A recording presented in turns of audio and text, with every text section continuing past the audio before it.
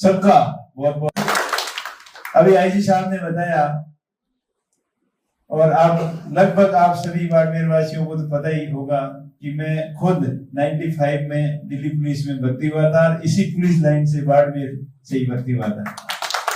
उस समय रामनिवास जी हमारे यहाँ के एमपी थे और वो भर्ती लेके आए थे राजस्थान के अंदर। और उस समय दिल्ली पुलिस की भर्ती हर स्टेट के अंदर जाती थी, टीम जाती थी, वहां से भर्ती करके लोग लाते थे, क्योंकि दिल्ली राजधानी है और राजधानी में हर प्रदेश से लोग वहां रहते हैं, इसलिए पहले ये सिस्टम होता था। अब बाद में बंद कर दिया, पर मेरे टाइम में जब 95 से पहले 2000 से पहले तक ये सिस्टम था कि हर स्टेट के अंदर जाते थे और वहां से 100 की नफरी के अंदर भर्ती करके लाते थे। चाहे तमिलनाडु में भी जाते थे, महाराष्ट्र में भी जाते थे, हर स्टेट के अंदर से भर्ती होकर आती थी। उसी कड़ी में राजस्थान से और रामनिवास जी ने यहाँ बोला कि राजस्थान की भर्तियां पहले होती थी दिल्ली पुलिस की, तो वो उधर अलवर के साइड में जयपुर तक की होती थी, इधर कभी होती नहीं थी। उस समय उनके सहयोग से यहाँ बाड़मेर में भर्ती हुई और हम यहाँ से 15 लोग बाड़मेर और जैसलमेर की भर्ती होके गए थे।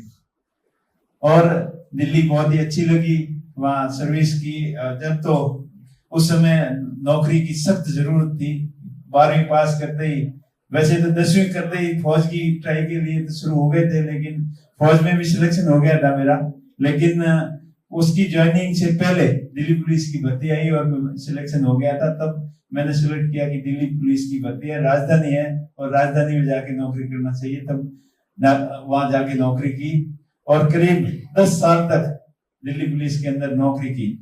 नौकरी के साथ साथ में पढ़ाई भी की, और जब अफसरों की गाड़ी आती थी लाल बत्ती लगी हुई और जवान वहां आके सैल्यूट करते थे, तो मेरा भी मन हुआ कि हमें भी अफसर बनना है। तो मैंने प्राइवेट ग्रेजुएशन कंप्लीट होने के बाद में यूपीएससी की तैयारी भी शुरू की। ग्रीन पार्क के अंदर करीब 3 महीने तक कोचिंग ली, पर कोचिंग ली तो वहाँ मामला देखा कि ये मामला जमने वाला है नहीं, क्योंकि ग्रामीण परिवेश से पढ़े लिखे थे। यहाँ अंग्रेजी और हिंदी दोनों अच्छी मतलब कमजोर थी, इंग्लिश तो कमजोर थी और हिंदी भी इतनी अच्छी नहीं थी। तब मैंने डिसीजन लिया कि ये तो मामला पार पड़ेगा, अपना मामला बैठ गया ठीक ठाक। तब 2005 के अंदर दिल्ली पुलिस से रिजाइन कर दी और उसके बाद में अपना प्राइवेट धंधा शुरू कर दिया, हैंडीक्राफ्ट का व्यवसाय। और वो होते होते समय निकलता गया। जब 2010 आया तो गांव वालों ने गांव में लाके सरपंच बना दिया, पर उस समय भी मेरी कोई इच्छा नहीं थी। मेरी तो इच्छा शुरू से थी अफसर बनने की।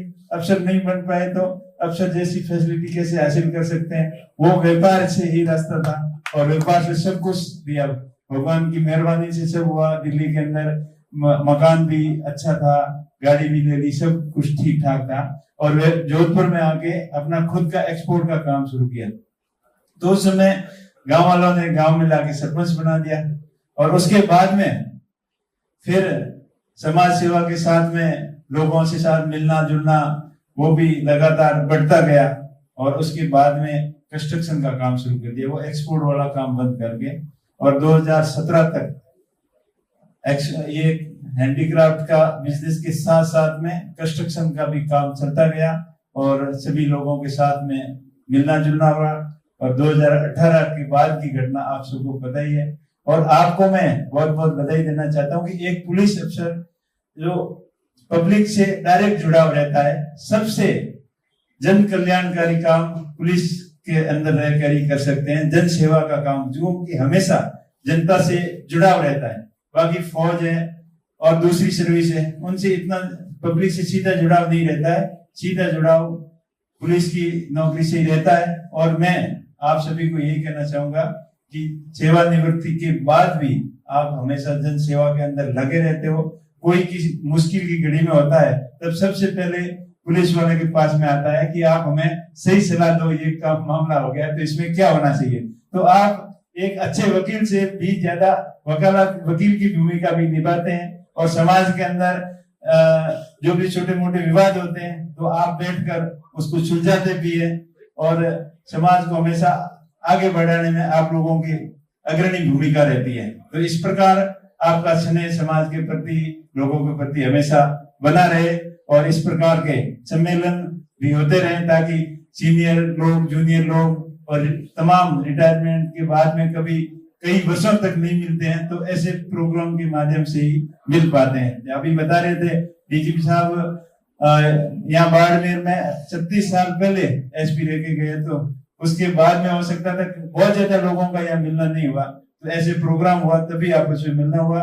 मेल जोल से आपसी भाईचारा और स्नेह बढ़ता है, ऐसा ही स्नेह हमेशा रहना चाहिए। अभी महिला साहब और गुरुजी कादेर साहब बता रहे थे, वो आपकी बात का पूरा ध्यान रखूंगा, क्योंकि मैं भी तो आपका ही हूँ, आपके पुलिस परिवार का सदस्य हूँ, तो मेरी जिम्मेदारी बनती है। और पहले एक बार एसपी साहब ने मुझे बोला था कि पुलिस लाइन में भी कुछ करो, तो मैं जरूर करेंगे, आप बताना। तो आपने अभी ये सेवा का मौका दिया है।